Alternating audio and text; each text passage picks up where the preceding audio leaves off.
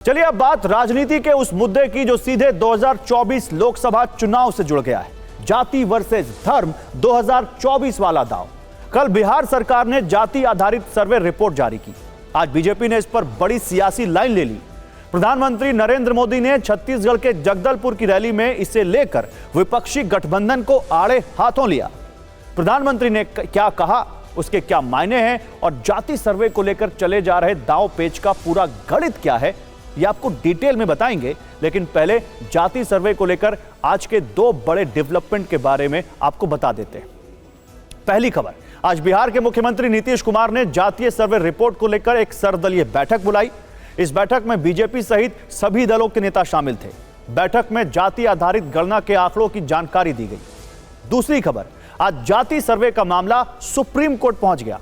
इसके खिलाफ supreme court में एक याचिका लगाई गई थी, जिसे कोर्ट ने स्वीकार कर लिया। मामले की सुनवाई 6 अक्टूबर को होगी। अब बात जाति सर्वे पर मचे राजनीतिक महाभारत की करते हैं। जाति सर्वे रिपोर्ट सार्वजनिक हुई तो कहा गया कि इंडिया गठबंधन ने बढ़त बना ली है। सवाल पूछे गए कि बीजेपी अब क्या करेगी। आज प्रधानमंत्री नरेंद्र मोदी ने जाति के सामने धर्म वाला दांव चला। प्रधानमंत्री मोदी ने छत्तीसगढ़ के जगदलपुर में क्या कहा, इसके क्या मायने हैं, पूरा गणित आप इस रिपोर्ट से समझ जाएंगे।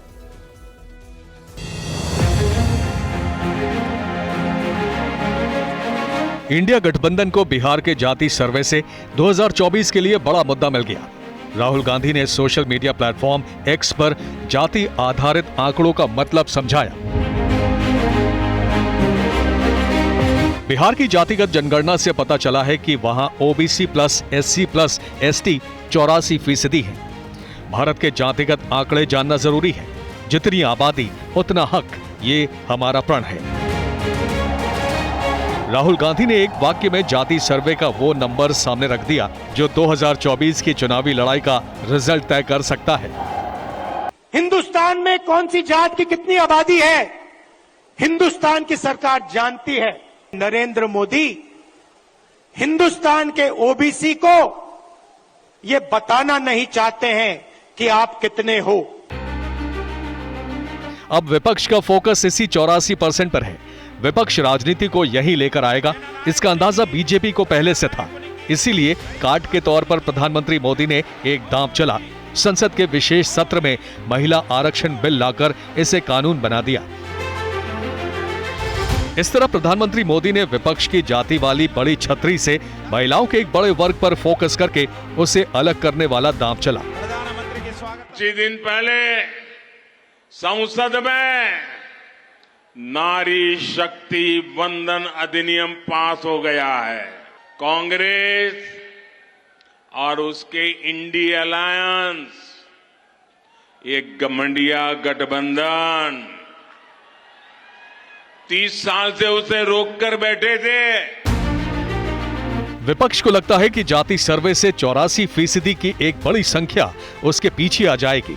लेकिन प्रधानमंत्री ने छत्तीसगढ़ की रैली में एक नई जाति को परिभाषित करके राजनीति को नया मोड़ दे दिया। ये कांग्रेस के नेता कहते हैं जितनी आबादी उतना हक। मैं कहता हूं इस देश में अगर सबसे बड़ी कोई आबादी है तो वो आबादी गरीब है। मेरे लिए तो इस देश का गरीब यही सबसे बड़ी जाति है, यही सबसे बड़ी बिरादरी है।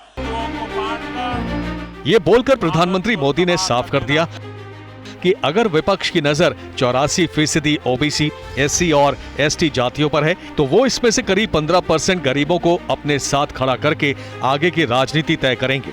तो इस तरह इंडिया गठबंधन के जाति वाले बड़े आंकड़े में से प्रधानमंत्री मोदी ने बहुत सफाई से महिला और गरीब यानी 63% को बाहर करने की कोशिश की। लेकिन राजनीति के दांव पेच यहीं तक सीमित नहीं है। बीजेपी के पास 2024 की राजनीति का वो कार्ड भी है जो जाति वाले मुद्दे को ध्वस्त करके राजनीति की दिशा बदल सकता है। इसलिए नई जाति को परिभाषित करने के बाद प्रधानमंत्री मोदी ने एक बड़ा बयान दिया।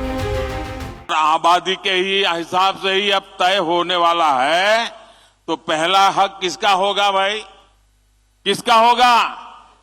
आबादी किसकी ज्यादा है? किसका हक होगा? तो क्या सबसे बड़ी आबादी वाले हिंदू अब आगे बढ़कर अपने सारे हक ले लें क्या? प्रधानमंत्री मोदी का फोकस 84% के बड़े जाति समूह से महिला और गरीब को बाहर करके नया वोटर खड़ा करने का है।